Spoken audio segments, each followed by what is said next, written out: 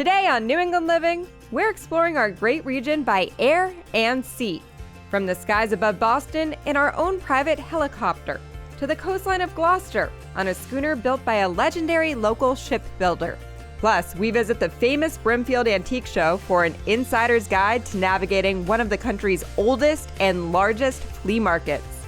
It all starts right now on New England Living. New England is full of adventure. Up and away. Oh, you just did your first takeoff. You're part of my dream day right now. Join me as we discover the people and places that make us so unique. This is it. You can't find it anywhere else in North America. I mean, does it get any better than this? Love the place you call home with New England Living. Thanks for joining us today on New England Living. I'm your host, Rachel Holt. Leading off today's show, Michaela Johnson heads to Norwood, Mass. for a special tour of the city with helicopter pilot Duncan Radant. Well, this is a picture-perfect day, and I'm so glad that we'll be able to enjoy it from the sky. Yeah, thanks for coming. Should be a good day today. Could you give us a rundown of the company itself and what you are able to offer in terms of the tour that we will experience and some other options? Yeah, of course. So there's kind of two sides to our company here. So there's Blue Hill Helicopters, which is primarily our flight school. We do a lot of training here. We train start all the way to finish if they want to become an instructor, or maybe they just want to get their private license and maybe even purchase their own helicopter. So we kind of have all different aspects of life there. And then the other side of our business is the Helicopter Tour Boston. And that's where we primarily do tours over Boston, which is really, really cool. And there's a 30-minute tour that's right into downtown, shows you the North End, Fenway Park, all those beautiful sights. And we also have a 45-minute tour that brings you out to the Harbor Islands and then into downtown Boston after that. You have a way to step it up as well if you want to have a more luxurious ride. Tell us about that. Yeah. So we have a couple partnerships with hotels in downtown Boston where people can come stay at the hotel. We'll send a black car service to go and pick them up, bring them right here to the airport. We'll bring them in the helicopter. They get champagne, chocolates, all of that stuff, and then they get their flight over Boston as well. So sounds like a scene out of a movie. Yeah, it's amazing. It's amazing. You can't beat it. Outside of tours, where else might we find you? So yeah, we do a lot of different things. We do golf ball drops, gender reveals. We also do photo flights. Golf ball drops are kind of cool. We'll hover maybe 40 feet above a pin on a golf course, and we'll just drop some balls in. Whichever's closest, they get some sort of prize. And then we do gender reveals where we'll fly over and we actually have little smoke bombs that we'll pull, and we'll put a little streak of smoke across the sky. You also have a second location in another part of the state. Yeah, exactly. So we just opened a second location down on Cape Cod. So we do tours right out of Hyannis Airport there. We normally get up to altitude. You're able to see Martha's Vineyard, Nantucket, as well as the entire arm of Cape Cod there, which is very beautiful as well.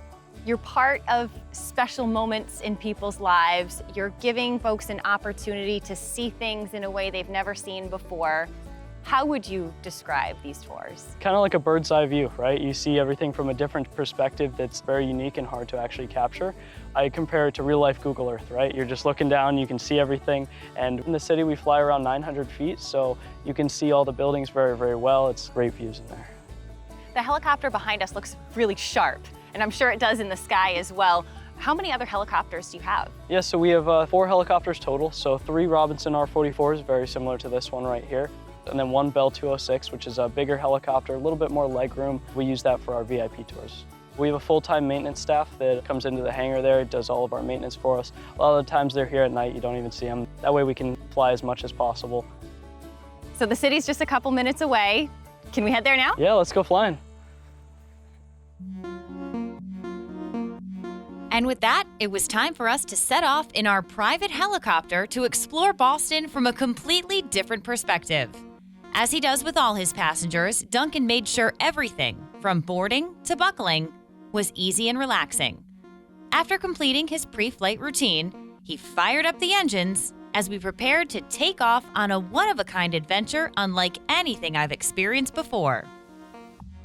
And what area will we be seeing today? So we'll be seeing a little bit of everything. So we'll depart out of Norwood to the northeast, and then we'll head in, we'll go on what's called the Fenway route, which brings us right to Fenway. And then we'll go around the north end, we'll see the seaport, we'll see Back Bay, TD Garden, all that type of stuff.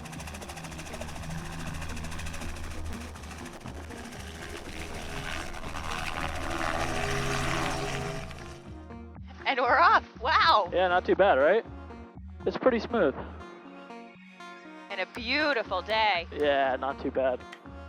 All right, so if you look out to your left here, right around your 11 o'clock, any second now we should have the first views of the Boston skyline. Boston Skyways helicopter Blue Hill 4 out of Norwood, 800 climbing 900 with a flash city tour Fenway and Fenway out. Today we're flying right around 900 feet, close to around 70 knots here in the city. That's close to around 80 miles an hour. That gives us a nice view of the skyline as we're flying by. I'm noticing right out of the gate, for those who are trying to put it into perspective, we're kind of riding right along the rails here. Exactly, yeah. So within Boston, they have what's called helicopter routes, and this one is called the Fenway route. It follows the train tracks all the way to Fenway Park. Do you ever get sick of these views? It's hard to. This is my office, so can't beat that. I can't count the number of times I have made this drive into the city, but never like this. The beautiful shot of the skyline too, right over that hill, you start to see it. And you can't beat this. Yeah, this is kind of Jamaica Plain area over on your left here. We have the Franklin Park Zoo coming up. And the flight itself, the feeling of the flight in a helicopter is far different than a plane ride. Yeah, it's pretty smooth, and I mean, we have a lot more control than a plane does. We can go forward, backwards, left, right, up and down, so it's kind of cool.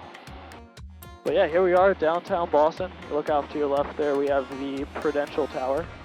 It's crazy, the contrast. It looks so similar because you're used to seeing all of these landmarks all the time, and yet it's so different seeing them from high above. You really see how walkable Boston is. It's pretty easy to get around the different neighborhoods here as well. This on our left, that's Seaport. Perfect. And then we have Boston Logan off to your right here as well. As we come around, we have the north end of Boston right off to your right there. This is Faneuil Hall, as well as the New England Aquarium down there as well. So we're starting a left turn here. If you look out to our left, that's Fenway Park, home of the Boston Red Sox. Now when folks want to take this experience to another level and they decide they want to try and pilot their own helicopter, take the lessons with you, do they get this same route? Do they work their way up to it? Yeah, exactly. So we normally bring students into the Bravo once they're kind of comfortable with radio calls. It's really good for them to get into busy airspaces like Boston and learn how to communicate with air traffic control. So that's a really good way to do it. Couldn't be too much farther here back to Norwood. I love how quickly we got to the city. 5 minutes. It's crazy, yeah. Spend most of the flight enjoying the views, you know, get there quick and then we kind of slow it down. Gotta love that. Yeah. More time to enjoy the city and the views, the skyline, the water. Oh, for sure. The list goes on. And then the way back, it's like a different ride. No skyline, but just beautiful. Yeah, it's not too bad. I mean, you can kind of see some of the mountains up in New Hampshire today, which is real cool. Wow. The visibility's crazy today. And look at that. How quickly we're back. It's a great flight, Duncan. Glad you enjoyed. Yeah. Glad you enjoyed. You can't Certainly beat it, right? something we're never going to forget. Oh, for sure. Coming up after the break, from skyline to coastline, Michaela Johnson returns to the North Shore for a ride on an 1800s-style fishing vessel built by a renowned local shipbuilder. When New England Living returns after this.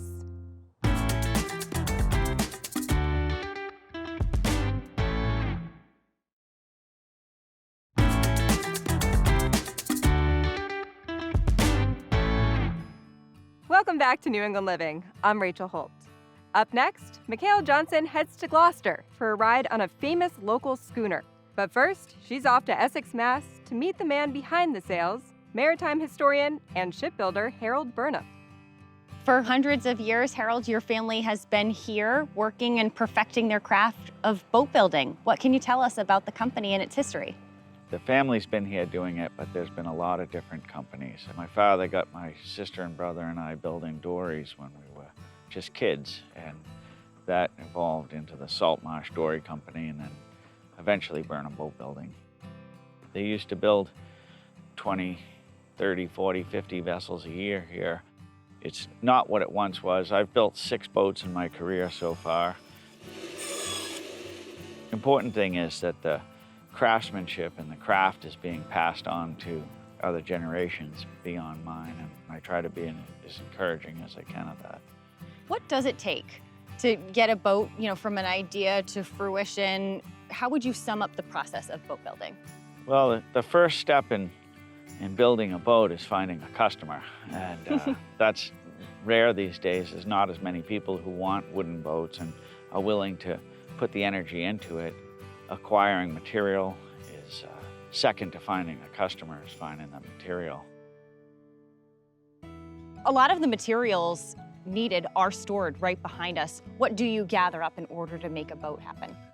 Wood that we use is what we would define as urban forestry, so it's taken out of people's yards and off of estates. We store some of the wood in the creek underwater where it keeps it wet.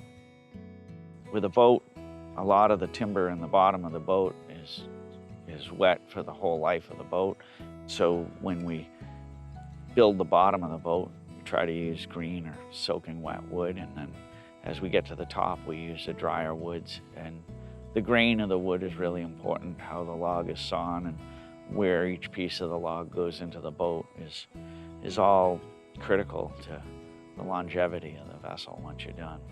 The area itself here in Essex, the history of schooners and boat building is so rich. Oh, this is unquestionably hallowed ground. Many people like the fact that the boats that we take them sailing in are of this area, from trees from this area, made to fit the local conditions and made to fit the local use. And they're also cultural icons. They're what we would describe as the chariots of the fishing industry. People like to see those local boats and also the types of boats that we use for fishing in New England when the country was first formed, when the area was first settled. Many people come to this area because they feel a connection to it, and the vessels that we're building and we take people sailing and definitely connect people to that past, which is so important around here.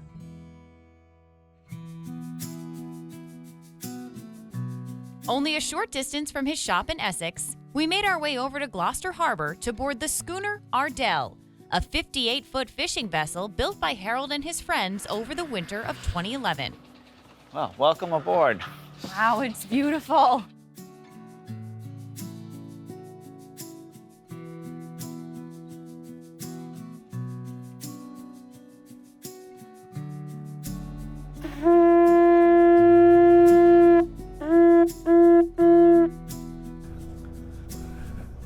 Well, I guess we ought to pull up the sails, right? Let's do it. All right. We're gonna haul up the sail. Okay.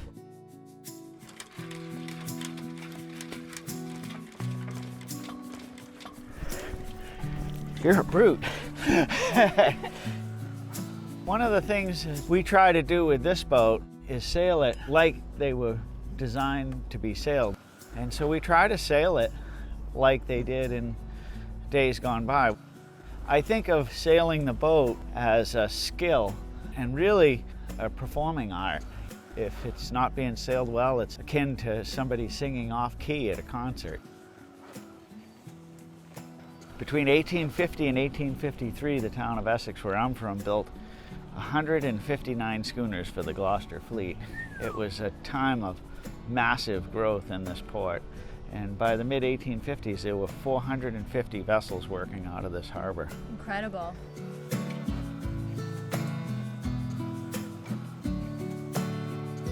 The lighthouse must make for a beautiful view when folks come on a charter. Absolutely. And it's a real working light. I think the original one was put there in about 1830, a harbor light, guiding ships into Gloucester Harbor on a dark, clear night. These lighthouses were the GPS of their day. One of the things about these boats is they're as natural to this harbor as the lighthouse or the stones. They're a piece of this area, and a lot of locals really like to support this business and the other schooners. And so when people come to town, they bring them out and show off the boats and the waterfront and the harbor. And this is a great way to do it, this perspective from the water. So these passengers, they get great views, they see some nature, they're learning some history. You're Yeah. checking all the boxes. Oh yeah, well that's the idea. Yeah. Give everybody the best experience you can and hope they come back. And many of our customers come back year after year. Shipbuilding is an ancient craft. It goes back thousands of years into the Phoenicians and taking trees and turning them into boats. It's a wonderful process. You know you're not going to live forever, but it's nice to think that some of the things you do will continue on long past your time. Coming up right after the break, we're heading out to Central Mass to explore one of the region's most famous flea markets with a renowned antiques hunter and designer who shares her tips and tricks on finding the ideal items for any home when New England Living returns after this.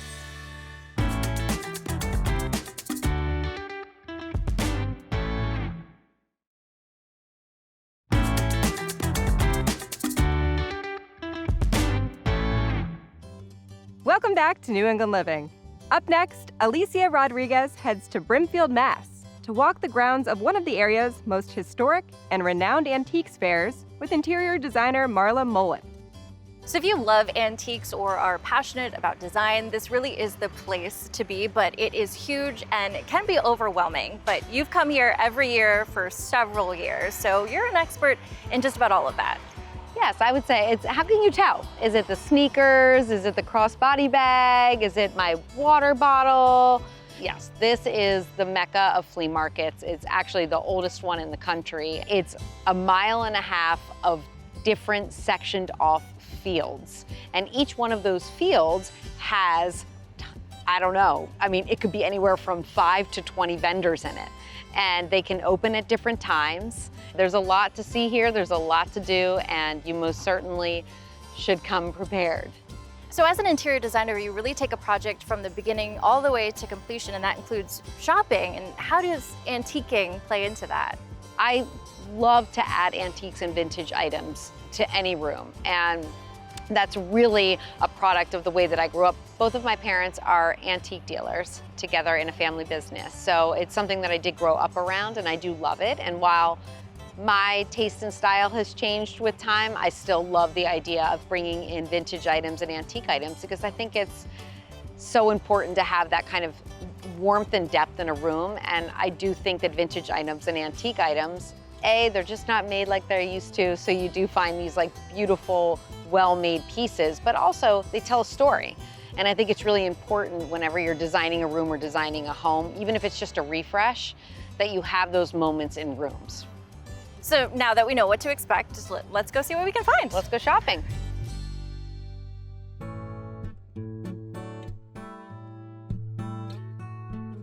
Hats off to some amazing shopping today for us. When you think antiques, you think old, but there really is a way to kind of connect these old antiques with current trends. Yes. Walk me through how you do that. Yes, so I say that all the time. I think people get they're sort of afraid of anything that's antique or old, and they think in that way, right? How can I bring that into the modern world? But even walking past this booth, I'm already seeing some items that are currently trendy, right? So there are these amazing barn doors, which you're seeing a lot of builders using new barn doors as actual doors to enter, bathrooms, kitchens, living rooms, bedrooms. But how amazing would it be if you actually use the real thing? And you can add that to a very modern house, and somehow you're then creating, again, that depth of texture, that story, and you're able to actually say, these were really used in a barn somewhere. I think there's still hay on parts of it. Exactly. Very cool. Very cool. These are interesting. Oh, I love these. These look like scoops that are used for flour. I think they used to use them to scoop the flour and put them in bags, and all of them, well, not all of them, but some of them have really cool hand carvings. This one in particular caught my eye because it has this beautiful snake or serpentine on it, and it has the beautiful flowers on the side. So this could be used in so many different ways. I mean, you could fix this to the wall and use it as a mail slot, or put a vase inside and have some flowers, or just use it as it is on its own. I don't know. I think I might have to have this one. All right, I'm gonna go talk to him about it. Let's do it. Okay, I think I found something I really like. Oh yeah? So this was used for tools back in the day, so carpenters would store their tools in here and work on carpets as they would, weave and stuff like that. Oh my gosh, I love that. I thought this was part of one of the scoops used for flour, but it's not. Oh my gosh, it makes it even more amazing. The it was design's used. very beautiful. It's a snake going down the middle. Yeah, I love that. Yeah. I love that it was used for tools as well. Okay, well, I think I have to have it. All right. So how much is it? It's 200. Okay. 200. Yep. Okay. Would you do it for 150? I'd say 180. Oh, you're tough. You're tough to work with, but 175 and we have a deal? All right, 175, it's yours. Okay. Thank you.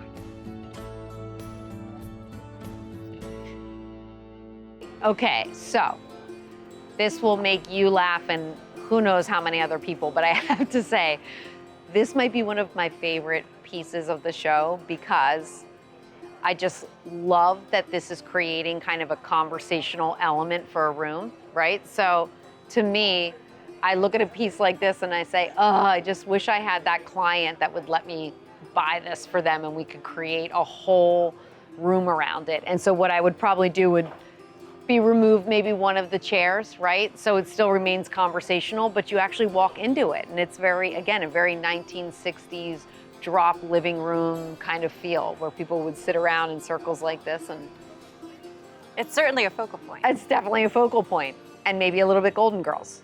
But I love it. In a good way. But I love it nonetheless. But you could refinish this to make it less Golden Girls.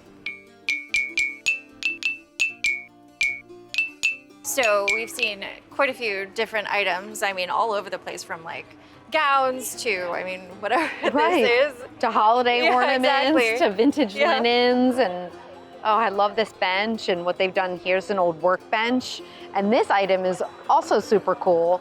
Here's an example of another repurposed vintage chest of drawers where they've hand painted each one of the drawers to look like the front of a suitcase and use suitcase hardware as the pulls and even the suitcase buckles. I love that, the locks. This is really fun. This would be great for a kid's room as an example. I mean, I love that. A one-of-a-kind piece. One of a kind piece. Yeah. Alicia, this is why I love Brimfield so much. Where else can you go and find the hood of a car that's been made into these gorgeous console tables? And this is kind of like the intersection of antiques and art. Exactly, exactly. You'll find a lot of artisans here that are just taking really cool old vintage things and repurposing them. You won't find something like this, I would assume, most places or anywhere else maybe. Not at all, not at all. When a lot of people think about antiques, they solely think about furniture, but really there is so much more beyond it that is still in that antiques world. Yes, I totally agree with you, which is why stuff like this, I mean, you might think of it, and I'm sure they're selling it as please buy these shoes and wear them, but they can also be decorative items, right? I mean, if you are designing a home or you just bought a home that's a cabin, I mean, these can also be used as decorative items. You can put them on shelves, you can put them in shadow boxes, and as colorful as they are, they can become artwork. This is getting exhausting. I think I should take a load off.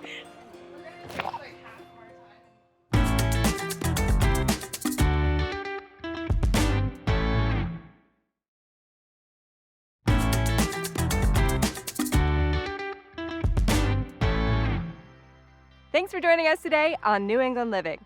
For more on the show or anything you've seen here today, visit us at newenglandliving.tv and follow us on social media.